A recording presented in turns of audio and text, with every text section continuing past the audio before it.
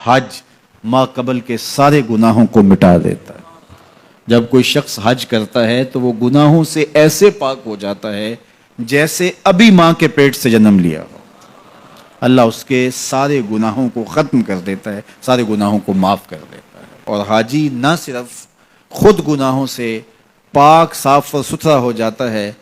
وہ حج سے لے کے اپنے گھر میں داخل ہونے سے پہلے جس کے لیے دعا کرے اللہ وہ دعا بھی قبول فرماتا ہے، وہ مستجاب الدعوات ہوتا ہے۔ اس لیے جب کوئی حج کے لیے جا رہا ہو تو مستحب یہ ہے کہ جانے والا لوگوں کو مل کے جائے، رشتہ داروں کو، دوستوں کو، اگر اس کے پاس وقت ہے، فرصت ہے، حالات ایسے ہیں تو وہ جائے اور جا کے جتنے لوگوں کو ملا جا سکتا ہے، اگر کسی سے زیادتی کی ہے تو معافی تلافی کروا لے، ان کو مل کے جائے۔ اور جب وہ واپس آئے تو لوگ اسے ملنے آئے، اس لیے کہ یہ اعزاز ہے کہ اب اس کی آنکھیں دیکھیں جس آنکھوں نے کعبۃ اللہ کی زیارت کی ہے، اس کی آنکھوں کو دیکھیں جن کی آنکھوں نے جمال گنبد خضرا دیکھا ہے۔ تو ہمارے یہاں بعض کا ہوتا ہے کہ حاجی جب رخصت ہوتا ہے تو اس سے پہلے گھر میں محفل یا اس طرح کا ہوتا ہے تو لوگ آتے ہیں ملنے کے لیے، تو آپ حج پہ جا رہے ہیں، اچھی بات ہے، اس میں کوئی شریعت کی ممانعت بھی نہیں ہے، لیکن استحباب اس میں ہے کہ وہ مل کے جائے لوگوں کو، اور جب وہ واپس آئے تو پھر لوگ ملنے آئے، اور وہ بھی اگر اس کو گھر داخل ہونے سے پہلے ملیں تو اس کی دعائیں اس وقت میں رد نہیں ہوتی، تو اس سے دعائیں لی جائیں۔ تو حج ایک ایسا فریضہ ہے جو زندگی میں ایک مرتبہ ادا کرنا واجب ہے، اس کے بعد آپ ہر سال ادا کر لیں، 5 سال بعد کر لیں، زندگی میں جب استطاعت مالیہ نصیب ہو، استطاعت بدنیہ نصیب ہو، حالات اجازت دیں تو آپ جب چاہیں کریں، لیکن ایک مرتبہ جو حج کیا جاتا ہے اس کو حجۃ الاسلام کہا جاتا ہے، تو وہ ایک مرتبہ آپ کے ذمے سے اتر جائے گا جب آپ کر لیں گے۔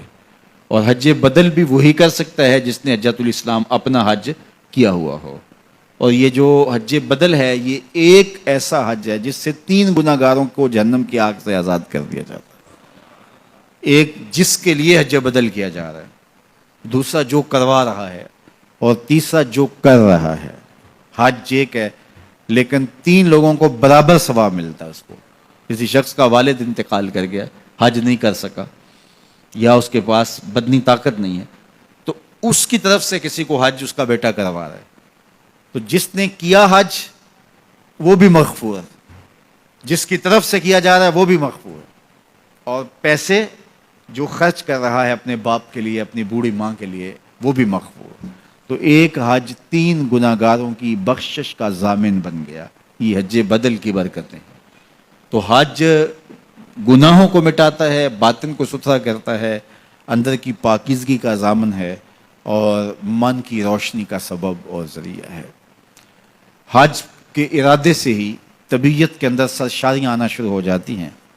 اور پھر جب انسان حج کے لیے نکلتا ہے تو یہ ایک ایسا سفر ہے، فرمایا گیا کہ حج عورتوں کا جہاد ہے، اور مردوں کے لیے بھی جہاد کا ایک حصہ ہے، اور چاہے جتنا ہی بڑا فاخرانہ لباس کیوں نہ کوئی شخص پہنتا ہو، شاہی